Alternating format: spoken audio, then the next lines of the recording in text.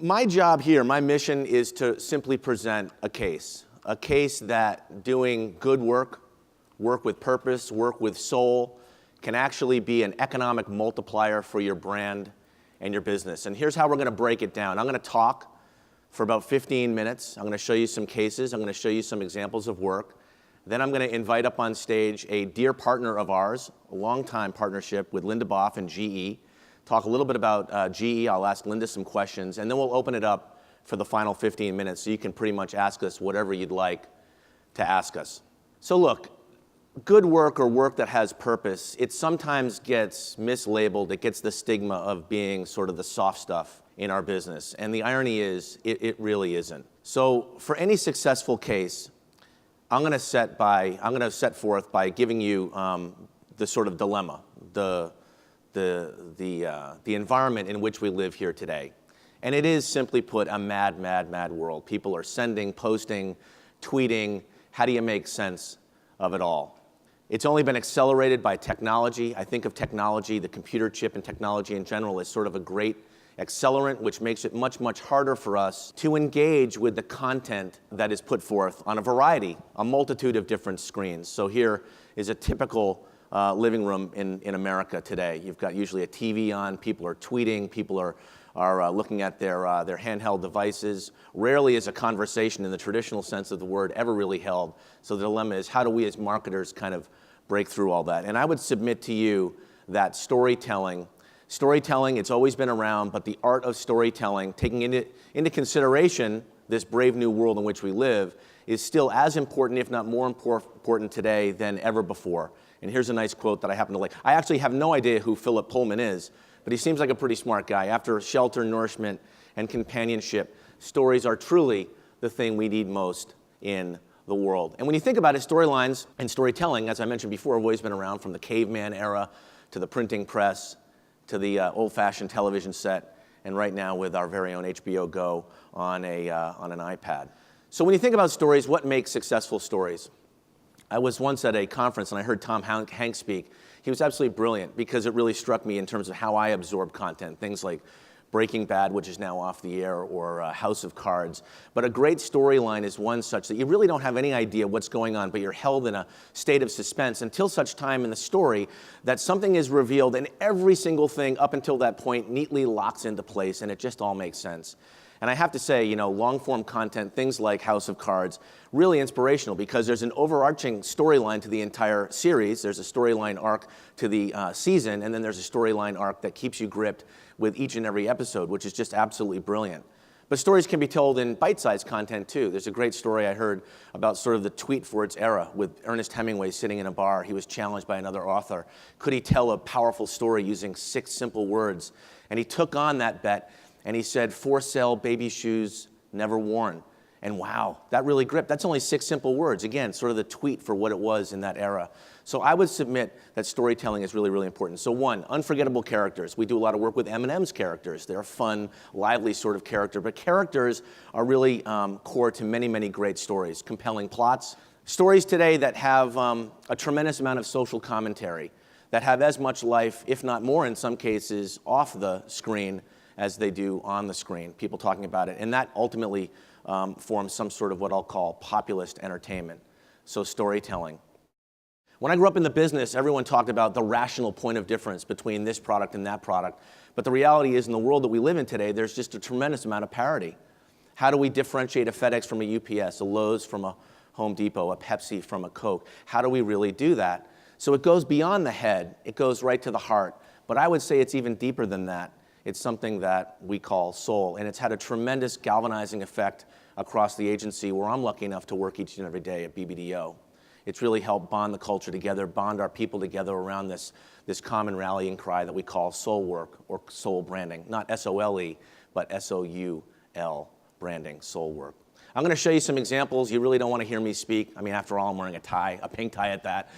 But I'm going to show you some examples. A great story can be told in simple visuals, and I'm going to show you something that we did for Guinness, which hopefully will bring to life, and it will touch you right here in a soulful way behind that particular brand.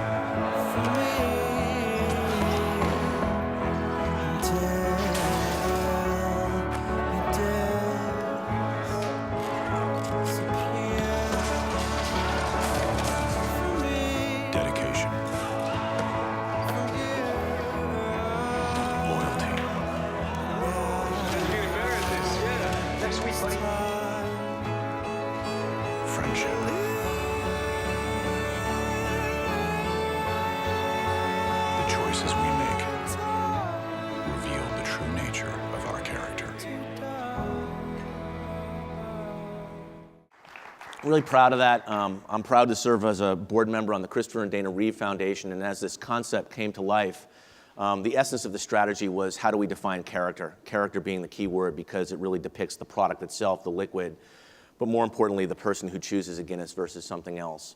And it really had a huge effect on not only the company, but on sales, and it had an effect on us as well. Now, we're gonna go back to the case. I'm gonna throw some data at you. 28% of the Gold Lions won in Cannes last year were for work that I would call good work that has soul, that has purpose. The year before, only 11%. Another statistic, award-winning work, particularly gold-level award-winning work, is 11 times more efficient at driving a client's business. That's based on an international study done by Peter Feld. So I would venture to guess that it could so true be said that good work can be an economic multiplier for clients' business. 91% of global consumers are likely to switch brands to a brand of equal cost and quality if it has an association with a good cause, and that was based on a study last year by Cohn. 87% of global consumers believe that business needs to place at least equal emphasis on making the world a little bit better, society a little bit better than they do on their business interests. Only 6% of consumers think of a company's role to just be about making money. Less than 1/3 of global consumers believe that business is doing a good job in addressing societal issues. So it's a big opportunity there. And then one half of global consumers are willing to pay more, in most instances significantly more, for goods and services from a company that gives back to society. Okay? So the next example I'm going to show you is something that we just recently completed last week. It broke new ground. It was in association with 3 clients of ours, Campbell's Soup, AT&T, and Johnson & Johnson for Band-Aid. And we did it with Autism Speaks. The latest studies show that 1 in 68 kids, when properly seen by a physician, are diagnosed with early signs of autism, which is a staggering statistic. Now, the Autism Speaks folks have been out there trying to make this case, but last month was World Autism Month, and they wanted to get the message out in a bigger way. So combined with a massive PR effort, we put together this message, and it really simply starts with a message from the Autism Speaks folks that says early diagnosis can make the whole difference. And then what you do is you track a family through 3 independent commercials, one for Band-Aid, one for Campbell's Soup, and lastly for AT&T, that actually shows the progression of that child. And it shows the story of how a child, when properly treated early, can live as close to a normal life as one can possibly live. So let's roll that. 1 in every 68 children born in the U.S. is diagnosed with autism. But the earlier it's diagnosed, the better the outcome. To demonstrate this to parents, Autism Speaks broke an advertising convention by rethinking the way TV commercials can be used to tell a story. Lifetime of Difference is a first-of-its-kind advertising experience. It combines 4 seemingly separate commercials into one 60-second commercial to tell a larger story. In these 4 deceptively simple ads, we see a child diagnosed with autism get a bandage for his knee, come in for a bowl of soup, and receive a tablet for graduation. A final message brings the whole story together and reveals the bigger meaning.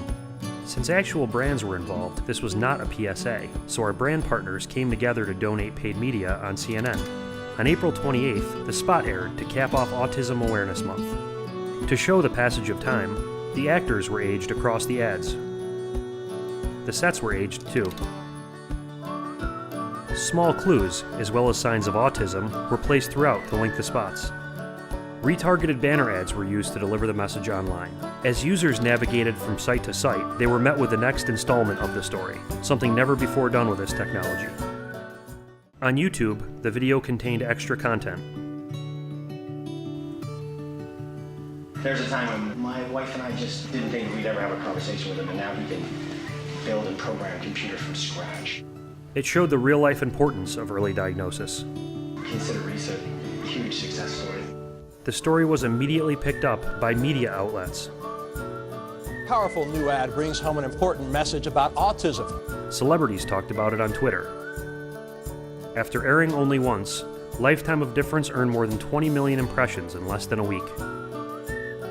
Autism resource centers even adopted it as an education tool. But most importantly, it showed everyone what a lifetime of difference can look like. All right, so that's the Autism Speaks example. You might be wondering, well, how about something, as part of a normal marketing cycle for one of your day-to-day brands? And so I brought an example of an effort we just launched 2 months ago for Pedigree. It said that sometimes people love their dogs and their pets, their dogs and cats, even more than their own kids. So that kind of dovetails off that simple philosophy. So we'll play that. To bring Pedigree's new brand platform, See What Good Food Can Do, to life online, we took the task literally, creating an interactive experience that follows the transformation of a stray dog named Duke into a happy, healthy pet, providing a deeper look into the effects that Pedigree's food and proper care can have on a shelter dog in real time. It all started when Duke was rescued from the streets of Chicago by Animal Welfare League, one of the shelters participating in the Pedigree Feeding Project. After a period of intensive care, Duke began eating Pedigree, and we began filming him daily over the next 6 weeks to document his progress. When Duke was back to health, we kicked off our work with pre-roll and rich media banners that teased his transformation. These sent users to the full site, where a 4-part annotated video series completed Duke's incredible story. We also built a mobile experience and Facebook application that allowed people to witness Duke's transformation without leaving the site. When we released our work, dog lovers couldn't wait to share it. The support through social media was overwhelming. On the first day alone, close to 4,000 unique users spent an average of 5.5 minutes viewing Duke's website. Within a week, we had over 3 million social media impressions. But the real reward? Duke was adopted into a loving home, providing us with what we set out to achieve, the ultimate proof of what good food can do. More adoptions, more dog food, more safe and healthy dogs. It's a kind of a win-win. Every now and then in this business, you get a chance to maybe, just maybe, save a life. And I have to applaud AT&T for an incredibly impactful campaign all around Don't Text and Drive. If you take a moment and walk through some of the work over there, to your left, to my right, there's a lot of great Don't Text and Drive work. In the case of AT&T, statistics have shown that for teens in particular, texting and driving is just as bad as drunk driving. And if we can save lives, that's really what it's all about, because it is and has been and continues to be a huge problem. So we did a campaign, we actually did a documentary, and we did an awful lot of short form content around this initiative, trying to get people to go online and take the pledge. And take the pledge, they absolutely did. So let's play just a couple of these simple text messages, which were the actual text messages that were last sent moments before these young kids died, tragically in car accidents. Again, short form content. We're gonna go straight to GE. Anyone watch the Olympics here? The Olympics? I did, I watched the Olympics. It's okay to say you watch the Olympics, nothing wrong with that. Anyway, it was a spectacle, it was a great event, and we have a lot of proud clients that are Olympic sponsors. One of them is GE, and I'm not gonna get too much into the strategy behind this particular execution, and it went well above and beyond simply being a TV execution. But just to kind of tee up our next guest on stage, I wanna play this 60-second spot that aired during the Olympics for GE, okay?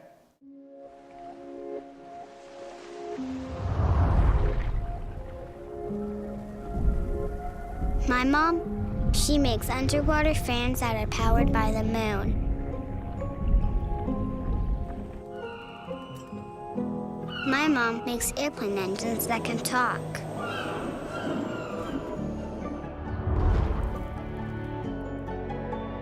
My mom makes hospitals you can hold in your hand.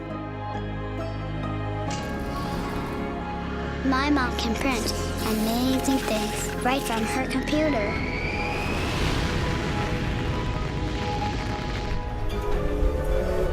My mom makes trains that are friends with trees.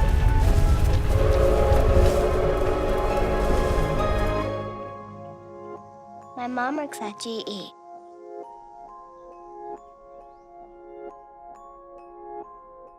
So let's meet the person that was behind that magnificent effort, Executive Director of GE's Marketing and Advertising, a longtime partner of mine and of BBDO's, Linda Boff. Give her a round of applause. Thanks, Linda. Thank you. So we sit? Yeah. Okay. Let's sit. So, and this is going to sound funny because I actually I know enough to be dangerous about this particular case study, but I'm going to ask questions as if I know nothing about it. But one of the things I love most about that effort is it not only talks about what GE does each and every day, curing, empowering, and building the world around us, but it speaks an awful lot to the people that work at GE. Can you talk a little bit more about that? Yeah, sure. Well, it's great to be here, Oz. Thanks. BBDO and GE have been partners for an amount of time none of us can even calculate at this point. It's something like 80 plus years. So it's got to be one of the long-standing great 80 years partnerships. 80 years young. So this particular story that you just saw, first of all, was a story. I mean, back to what Ozzy said about storytelling. I think the value we saw here was, how do you tell a story about a company that's really diverse, that is as diverse as jet engines, locomotives, hospital equipment, refrigerators, aviation, et cetera, but also sort of knocking on the door of new technology like 3D printing, which you saw in there. And how do you do it in a way that kind of combines what I loved that you had up there, which was heart and head and soul. And I think the challenge for any brand, a big brand like ours in particular, with deep manufacturing industrial roots, is how do you get to the heart? And I think what this did was it kind of combined wonder, sort of the wonder and magic, and the means of doing that, which I'd love to take any sort of credit. I had the credit of being a catalyst, but your team and my team just did a phenomenal job here, was, you know, the wonder of sort of a child's imagination and the science behind great breakthroughs. And I think we got kind of an added benefit of this being a young girl talking about her mom. So when this aired first during the Olympics, we got all kinds of great comments from men and women saying, thank you. Thank you for showing that a woman doesn't just do laundry. Yeah. Not that there's anything wrong with doing laundry, but that a woman can be an engineer. So I think it worked on a lot of different levels, and you know, it's always great when that happens. I don't know if it would have been. I mean, tell me if you agree. I don't know if it would have had quite the talk value if it was, you know, a dad. You hear that often.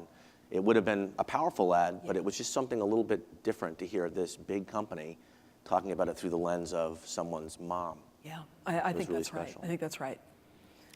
So I've heard you talk an awful lot about GE's mission is to try and crack the code on solving some of the world's toughest problem. I think you guys have even said, you know, what we kind of imagine we can try and make happen, which is really, really great.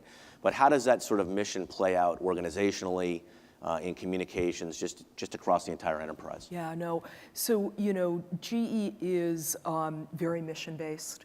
And when I say that, it's, and we can talk about some of the things we do in vets, et cetera, a little bit later, but we have a huge commitment to how to solve tough challenges. It goes all the way back to our founder, a gentleman named Thomas Edison, who said, you know, I look to what the world needs and then I try to invent it. So in our case, we're involved in 3 really big spaces: energy, transportation, healthcare. And the men and women at GE, about 300,000 strong, come to work every single day with sort of that as a zeal.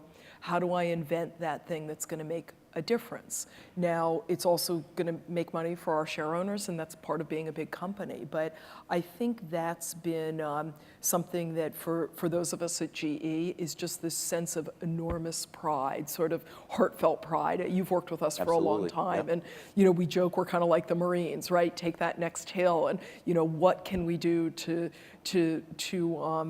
solve something tough? We like to say we sort of specialize in the problems nobody else wants to take on, whether that's energy 3 miles below the ocean or what have you. Yeah. So I think the way it plays out in communications is, you know, God, I guess it's been 7-8 years. We started a program called Eco-Imagination.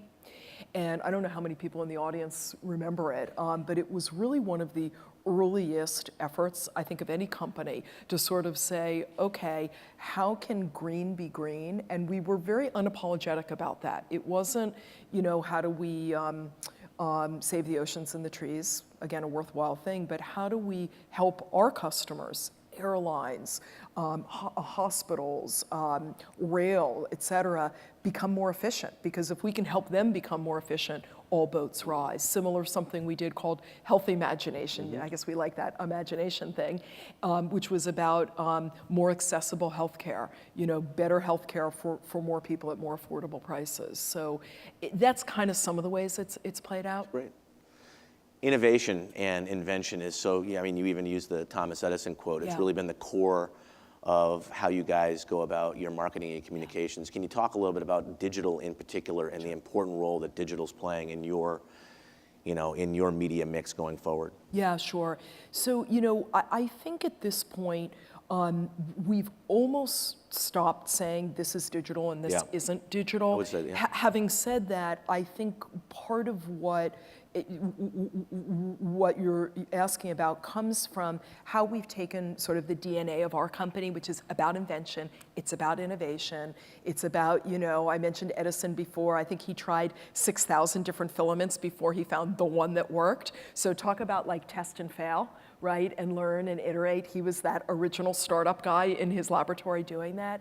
So I think what some of the lessons we've learned that we are applying particularly on digital are, as a company that's so big, that does so many things, that's this diverse, our challenge is to be human, to be accessible, to be easy to communicate with. And I think that's where a lot of digital channels have worked really well for us. So we went up on Instagram, it's been 3 years, more than 3 years, which, is quite a while for a brand. And I think what something like Instagram did for us was give us an opportunity to show how sexy big industry is. And not through words, just through pictures of beautiful, badass machines. And so, that was a way for us to be very visual, similar with Vine. 6 seconds. You talk about telling a story, you use 6 words. Brevity, scarcity, I think for a creative, and I'm sure a lot of you in the audience are creative, is your friend. So I will always believe that constraints lead to better results, and I think platforms like Vine have allowed us to do that. So I think we as a brand are at our best when people know us. We've talked about this, to know us is to love us, but we have to show that side of ourselves, and I think digital's been a great way to do it.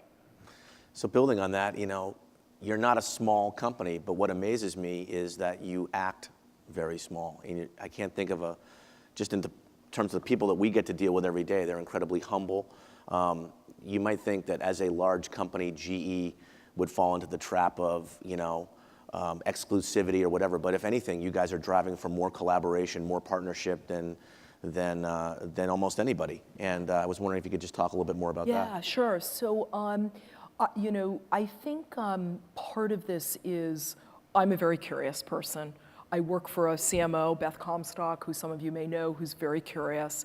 And I think it's led us to some great places in that we have gotten to know a lot of folks in the startup community. It's led us to this great partnership with a company called Quirky, which makes invention accessible. We're now working together to bring connected devices to the home. It's led us to work with a variety of different entrepreneurs, whether that was, BuzzFeed 4 years ago before it was the BuzzFeed that it is today. And I think curiosity and passion, I guess maybe that combination, and a bit of fearlessness has allowed us to be really fast.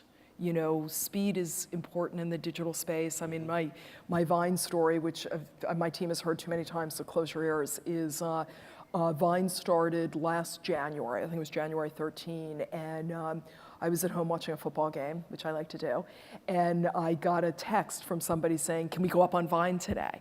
Well, I didn't really know what Vine was. I just didn't, but I knew that my team did. Right. And so I said yes. So we put our first Vine up. I think we were the first brand on Vine, B2C, B2B. And it helped us because when you do something like that, you sort of see the results, you see what happens, and it either is good or it's neutral or it's not so good. In our case, it was good. We did this super simple little experiment. We took a Petri dish, we filled it with water and food dye, we took a Q-tip, we dipped the Q-tip in, it created these really cool little circles, and from that was born this idea of 6-second science, which we did as a campaign on Vine. And I think this willingness to try things. And maybe we do take a little courage from Edison and how many times he tried things. We have a very curious CEO. That helps us. You know, Jeff Immelt is just, you know, the most wonderful CEO in the world. And I think he has that same curiosity for how do you make a brand that is 134 years old stay relevant? Exactly. And I think you stay relevant by doing new things. That's exactly. So that's been helpful to us. Now, GE employs an awful lot of people, and I know, just because I know, Yeah. you guys do so many things for so many people, whether it's your veterans program. Talk a little bit about some of the dimensions of GE that might be newsworthy to some of the folks in the audience here. So I think under the title of Good Begets Good, which is such a nice way to say, you know, sort of what this is about. A couple years ago, so in 2012, we started a vets program where GE made a commitment to hire 5,000 vets over the next 5 years. And, you know, in sort of what is typical GE fashion, we didn't stop there. We said, okay, you know, it's not enough to just hire vets. How do we help people get skills that will make them even more employable in the workforce? Vets have fantastic skills, but do they have enough of the skills that are going to get them the, you know, sort of the right high-paying jobs? So we partnered with this, I think it's like 300 different manufacturers, the U.S. Chamber, and created this program called Get Skills to Work. And, you know, we're big fans of CSR all over the world, but I think the way we're looking at it is that skills are the new CSR, that giving people jobs is maybe the very best thing we can be doing. So, you know, something like that, our vets program, Get Skills to Work. We have a veterans network in-house, which is a wonderful thing. We have a junior officers training program. To me, that's the power of a big company. You know, there are a lot of things big companies we're less nimble than some of the startups that maybe some of you work for, but you know, that's the kind of thing that a big company, we feel like, well, maybe that's an only GE thing, and that feels really good to be able to do something like that. Now, you mentioned curiosity. This will be my last question, just for those keeping track at home. My last question of Linda. Not ever, but for this. Curiosity, that's one of the things that kind of keeps you going, you mentioned.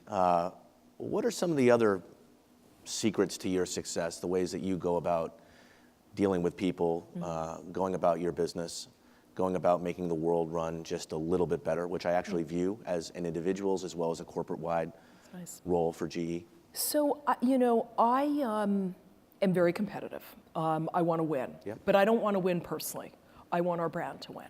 I think GE is the kind of brand that, you know, we touch so many people in so many ways you don't think about, right? You know, the electricity around you, getting from place to place, the machines you may see when you know, get your first pregnancy scan, what have you. So, you know, to me, winning is having a great team. And I have a fantastic team, and that is the people who work, you know, at GE as part of our marketing group, but the BBDO are wonderful agencies. And I think, to me, success is being surrounded by people who are really different than you are. And creating an atmosphere where those folks aren't shy about offering their opinions, whether they agree or disagree with you, and you can have healthy discourse. Absolutely. And you win together. So I think that's, you know, it's overly simple and unfortunately a little trite, but it served us well. I would agree. A healthy discourse can be a very, very positive. Yeah, I think so. You sort of debate and, you know, you kind of, and then you try things. I mean, I guess that's the other thing. We're not afraid to experiment. Sometimes it works, sometimes it doesn't work. And, but, you know, I think you remember the times it doesn't work almost more than the times it does. And you kind of go back to those and say, okay, that's not what I'm going to do, but, you know, how would I do it differently? Sometimes the best way to get to success is through failure. Yeah, it's right. It's right. All right. Well, what do you say we open it up to the floor? I know you're eager to ask questions of Linda or me. So we have some mics here, which we can either pass around or we could have you stand up. It's kind of hard to see. Right here in the front row, we have a question. Hi, thanks. That was a beautiful ad, by the way. Thank you so much. Do you do any, you know, metrics around the performance of the ad? And for that one specifically, because you had sort of a different, slightly different objective, how do you compare that with some of the other ads that you might do that are promoting specific products? Yeah, no, it's a great question, and thank you for the compliment. So we do, because, and I think the folks from City Bike said this, because we are talking about a brand, often, our commercials are, generally speaking, not about selling a jet engine or a locomotive. If they were, I don't think I'd have a job. So that's a pretty hard thing to do. They're about this bigger brand, keeping the brand relevant, but we do pay a lot of attention to metrics, and I think it's become easier and easier because, we air something like that during the Olympics, and, we have been for the last couple of months, but it's also up on YouTube.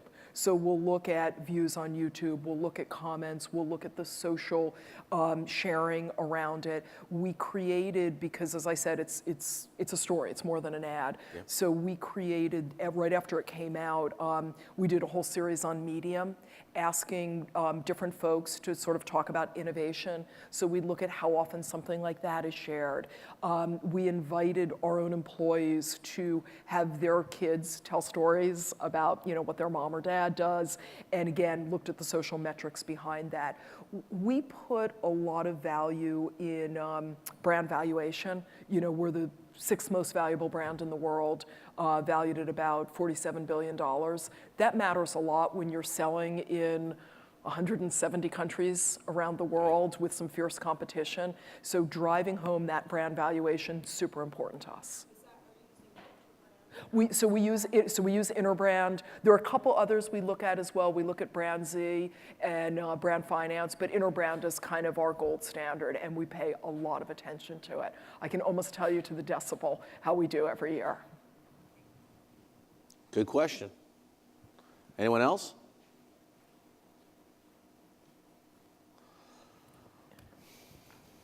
Hi. So I'm a student, and I have a couple questions. Two. One of them is, when you are, for BBDO, when you are doing this work for Guinness, for example, whose idea is it to kind of go and do this good cause-worthy idea? Is it BBDO, or is it Guinness that comes to you and says, we want to do something that touches the heart? And then my second question is, for this idea with the 3 brands in one execution, who comes up with that idea? What is the process of trying to get these 3 brands together? Because I imagine it's really hard to do something that you want to do just with one brand, let alone with 3. So I'm curious what that's like. Okay, I'll start. So it really starts in the strategic development phase, where we understand that it's not just about driving awareness anymore. We really try and unlock the true motivators for the goods and services that we represent. And so the philosophy is almost like never settling. Once we crack the code on the product dimension or the service dimension, that sort of point of difference, we do try and drill it down into some emotional space that we think, and sometimes we are able to test this out, provide a motivating impetus for our target audiences. And in the case of Guinness, it's a hell of a lot more than the sort of dark, surge-like liquid that is slowly poured into a pint on St. Patrick's Day in the United States of America. It's about something more. And we knew that we had to dig deeper if we were going to get people to really think of Guinness in a non-St. Patrick's Day setting, in a pub where somebody would be as apt to grab something amber in color or dark brown in color as they would for something a little bit darker. And so for us, it came down to character. And true character we defined as how you would act when someone's not looking at you, when the cameras aren't there to depict the policeman handing the shoes to the person who's homeless in Times Square. We had heard a really interesting story about a person trying to hail a cab in Midtown Manhattan on a rainy afternoon, and nobody would stop. There were no cabs to be had, and a cab pulled over, and a gentleman got out, the other person got in. And so you would think that that gentleman, the cab pulls away, would be getting out to go to it, and then the person who got out just held up his hand again. So it was like this sort of selfless act of generosity, which to us really formed the fabric of how we decided to describe character. And so I think there's a lot of richness in that, in those motivations. And we strive to do that across really all of the businesses that we have. I think of all the businesses that we have, and it could be through laughter, through a little sweetness going a long way with like a brand like like an M&M, or it could be through the great work that we do with GE, or Lowe's Home Improvement, which isn't just about home improvement, it's about life improvement, or Monster.com, which is about finding a better place for you in life and making you a little bit happier. So we're able to kind of look through these apertures across all these client engagements, and we really do strive for that sort of sense of soul, if you will. And we've, it's really brought the place together, and I think it's had an important factor in terms of keeping business and helping us grow business from the outside as well. I think I can't prove this all out, but I think that, I think there's definitely a correlation there. I had nothing to do with the Guinness ad, obviously. It is, to me, what's so beautiful about it is just how much it touches you, and I think that's what great stories do. They touch you. Absolutely. You remember them. You tell them to each other. I mean, that's sort of it's the old campfire, right? Yeah. Sitting around the campfire and telling each other stories. Exactly. Good. So did we answer that question? Good. In the back. In the back.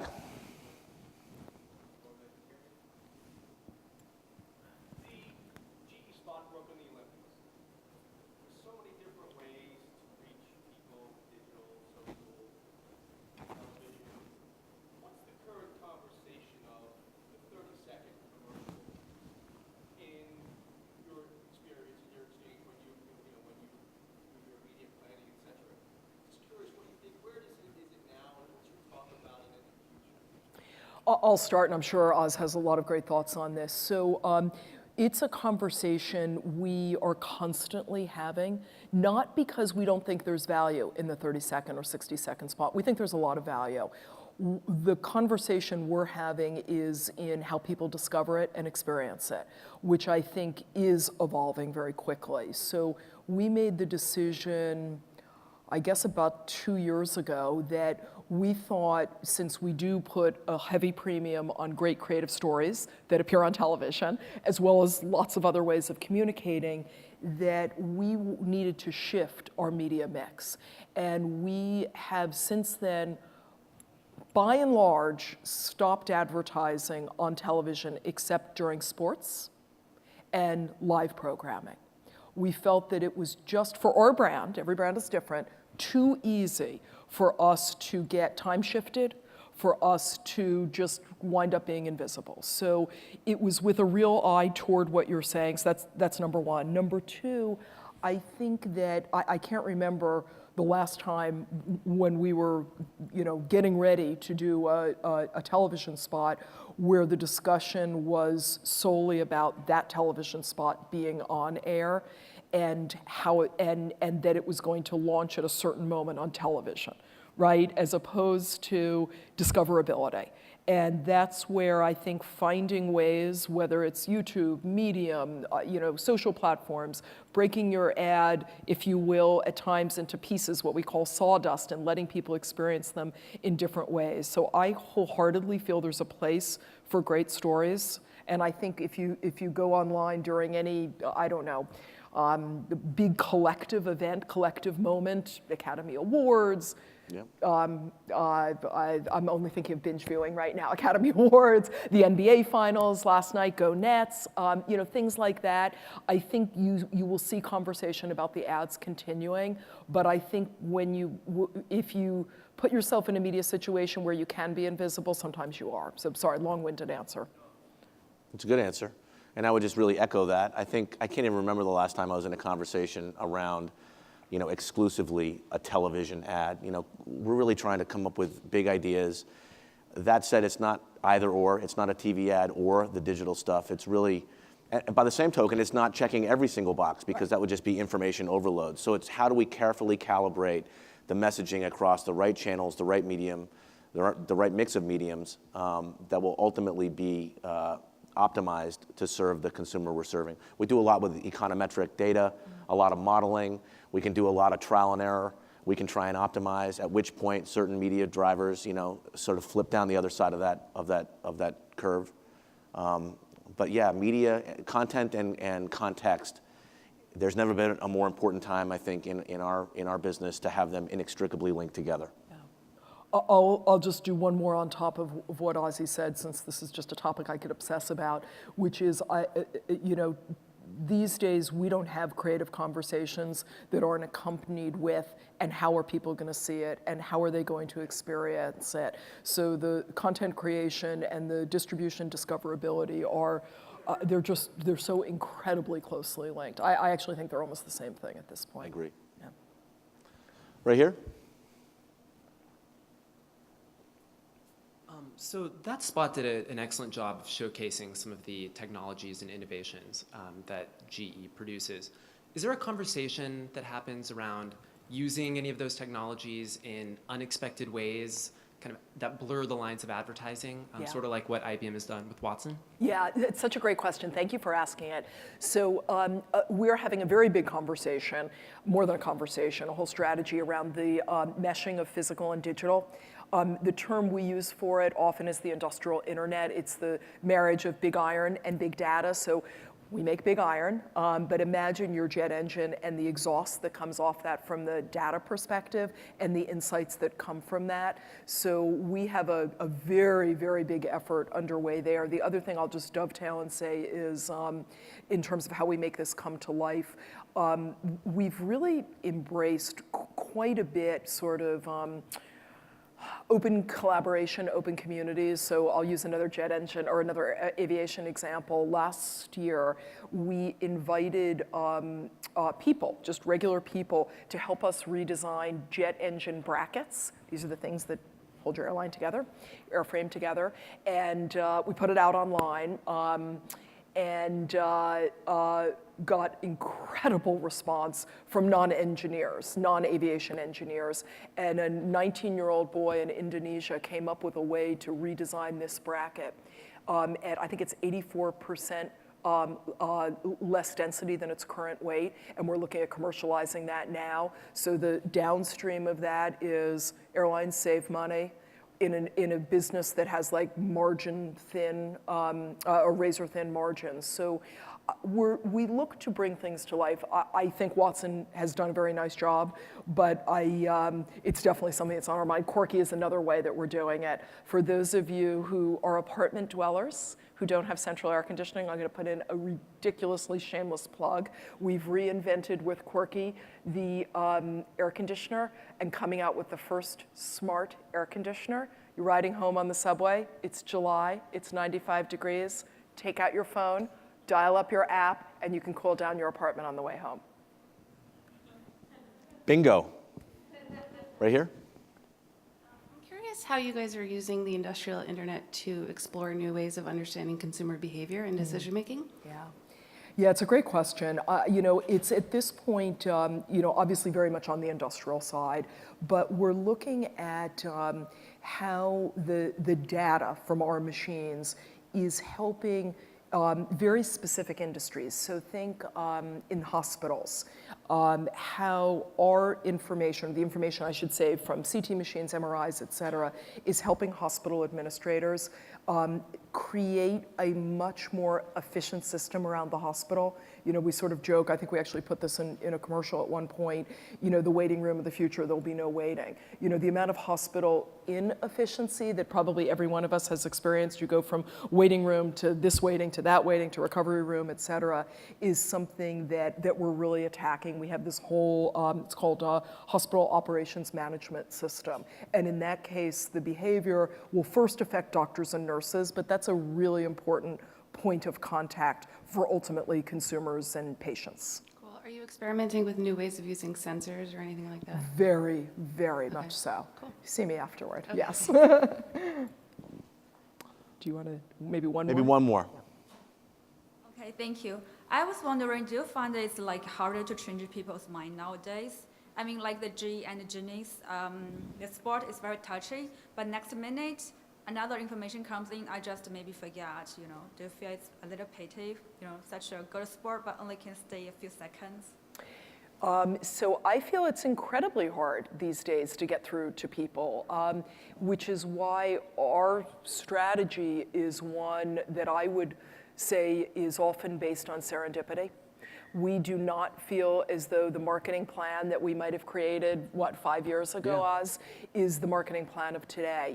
I can promise you whatever we put on a piece of paper will not be how people behave, but I think if we are in enough places where our potential audience, the people who share our passion for science and technology and invention, are spending time, that even though they'll see that ad and then go on to turn the channel and watch Game of Thrones or whatever they're going to do, I think if they then go on Tumblr, or they're on Vine, or they're on Instagram, or they are watching something on YouTube, or they're reading an article, and we plan for that serendipity against an audience who we want to reach, then I think we do have a chance. If it was easy, they wouldn't need all of us, right? I mean, I actually think it's sort of ironic. I mean, that's one of the reasons why I think that in some ways it's never been more exciting to be in this industry. Because it is challenging. It is tough to find ways to really engage and to motivate audiences to change their mind or reach for something or go through this turnstile or select this seat versus that seat or whatever it happens to be. It causes us to reach deeper, go further, to never settle. And that's a great way to kind of end this session.